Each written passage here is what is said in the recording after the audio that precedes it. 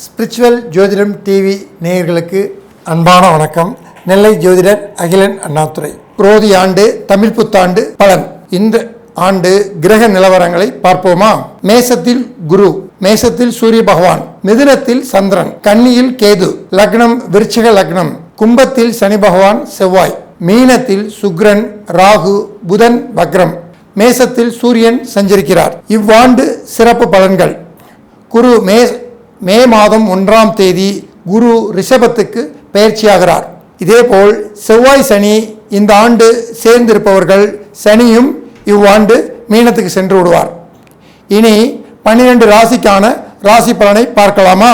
குரோதி வருடம் தமிழ் புத்தாண்டு பலன். கும்பராசி நேயர்களே, இவ்வாண்டு கும்பராசிக்கு ராசியாதிபதி ராசியிலே அமர்ந்து செவ்வாயுடன் போர் நடத்தி கொண்டிருக்கிறார். இருந்தாலும் அங்க பலம் உங்க ராசியாதிபதிக்கு தான். எத்தனை வீட்டுக்காரனாலும் நம்ம வீட்டில் வந்து தங்கலாம், ஆனா நம்ம வீட்டுக்காருக்கு தான் நம்ம மதிப்பு. அப்போ உங்க ராசியாதிபதி உங்க ராசியிலே அமர்ந்திருப்பது உங்களுக்கு மிகவும் சிறப்பான ஒரு ஆண்டு. அதே மாதிரி கும்பத்துக்கு 5ஆம் இடமான மிதுனம், இந்த மிதுனத்துக்கு அதிபதி உங்கள் ராசிக்கு 2இல் அமர்ந்துள்ளார்.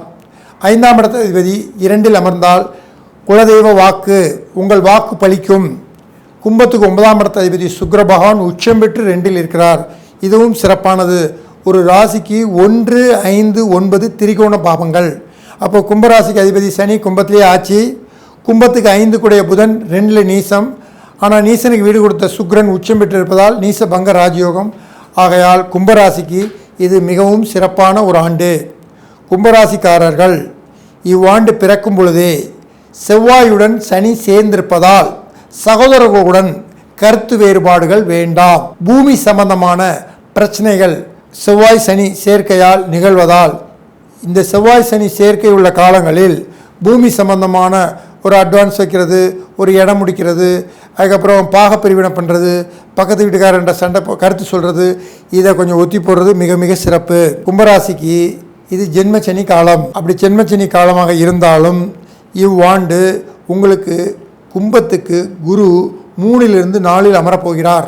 இந்த 4இல் அமரக்கூடிய குரு உங்களுக்கு மிகவும் சிறப்பான ஒரு பயிற்சியாக இருக்கும். ஏன்னா 4ஆம் இடங்கிறது கெட்டஸ்தானம் அப்படின்னு ராசி பலனில் சொல்லுவாங்க. இது உங்களுக்கு வியாழ வட்டத்தில் அமர்றாரு. அவர் 4ஆம் இடத்துல அமர்ந்து உங்கள் ராசிக்கு 10ஆம் இடத்தை பார்க்க போகிறாரு. அப்போ தொழில் ஸ்தானத்தை அவர் பார்ப்பதால் அனைத்து பிரச்சனைகளையும் சமாளிக்கக்கூடிய தைரியத்தை அந்த குரு பகவான் நமக்கு கொடுப்பார். அதனால் எதற்கும் கலங்க வேண்டாம். அதே மாதிரி கும்பராசிக்கு 8ஆம் இடமான அவமானம், கோர்ட்டு, கேஸு, வில்லங்கம், இந்த ஸ்தானத்தை குரு பகவான் பயிற்சியானவனே பார்க்க போகிறாரு. அப்போ எத்தனை இன்னல்கள் இருந்தாலும் சரி, கோர்ட்டு, கேஸு, வில்லங்கம் எது இருந்தாலும் சரி, அத்தனையும் நமக்கு சாதகமாக முடிந்துவிடும். அதே மாதிரி கும்பராசிக்கு 9ஆம் பார்வையாக உங்கள் ராசிக்கு 12ஆம் இடத்தை பார்க்க போகிறார். ஒரு ஜாதகத்தில் 12ஆம் இடங்கிறது நிம்மதி பாவம். அந்த 12ஆம் இடத்தை குரு பகவான் பார்த்தாருன்னா கண்டிப்பாக நிம்மதி நமக்கு கிடைக்க போகுதுன்னு அர்த்தம். அப்போ நிம்மதி வேணும்னா என்ன வேணும்? பணம் வேணும். பணம் யாருக்கு கரெக்டாக வருதோ அவங்களுக்கு நிம்மதி வரும். அப்போ கும்பராசிக்காரர்களுக்கு கண்டிப்பாக பணம், தொழில், நிம்மதி அனைத்தும் நிகழும். கும்பத்தில் சனி செவ்வாய் அமர்ந்துள்ளதால் இவ்ராசிக்காரர்கள் அடிக்கடி மலை மேல் உள்ள முருகன் வழிபாடு எடுத்துக்கொள்வது மிக மிக சிறப்பு. மலை என்றால் செவ்வாய், நடந்து சென்றால் சனி பாதம். அப்போ செவ்வாய் சனிக்கு ஒரு சிறந்த பரிகாரம். இது கொஞ்ச காலம்தான் இவங்க கூட்டு, அதுக்கப்புறம் செவ்வாய் கடந்து சென்று விடுவார். அப்புறம் கும்பராசி சிறப்பாகிவிடும். அப்புறம் கும்பராசிக்காரர்களுக்கு மட்டும் ஒரு ஜென்ம ராசியில், அதாவது 7.5 சனியில் ஜென்ம ராசியில் சனி பகவான் சஞ்சரிக்கும் போது ரொம்ப உடல்நிலையை குலுக்கிறது, அதுக்கப்புறம் இனம் புரியாத பிரச்சனைகளை மாற்றுறது இவங்களாக தான் இருப்பாங்க. இதுக்கு ஒரு சிறந்த பரிகாரம் இருக்குது, அதை பதிவிடுறேன், முடிகிறவங்க செய்யுங்க.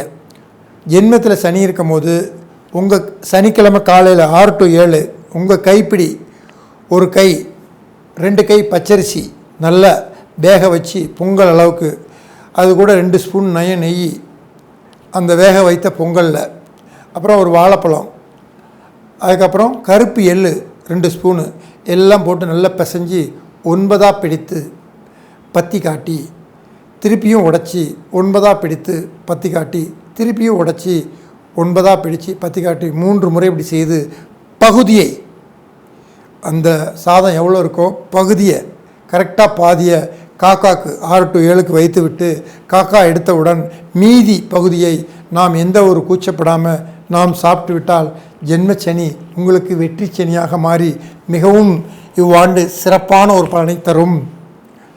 அதேபோல் கும்பத்துக்கு 9ஆம் இடத்த அதிபதி சுக்கிரன், அவர் ரேவதியில் அமர்ந்துள்ளார். சுக்கிரன் ரேவதியில் அமர்ந்துள்ளதால், ரேவதி என்றால் புதன், அப்போ பெருமாள் வழிபாடு எடுப்பது இந்த கும்பராசிக்காரங்களுக்கு இவ்வாண்டு அனைத்து முயற்சிகளிலும் வெற்றியை தரும். மீண்டும் சொல்கிறேன், கும்பராசிக்கு 9 கூடிய சுக்கிரன் வந்து ரேவதி சாரத்தில் நிற்கிறாரு. அப்போ 9ஆம் இடத்த அதிபதி என்ன சாரம் வாங்கியிருக்கிறாரோ அந்த தெய்வம் தான் நம்மளை காக்கும். அப்போ அந்த தெய்வத்தை கட்டியாக பிடிங்க, வெற்றி மேல் வெற்றி பெறுங்க. ஜென்மச்சனிக்கு பரிகாரம் சொல்லியிருக்கேன், அதையும் எடுத்து நடைமுறைப்படுத்துங்க. ஜென்மச்சனியும் கிடக்கலாம். நன்றி, வணக்கம்.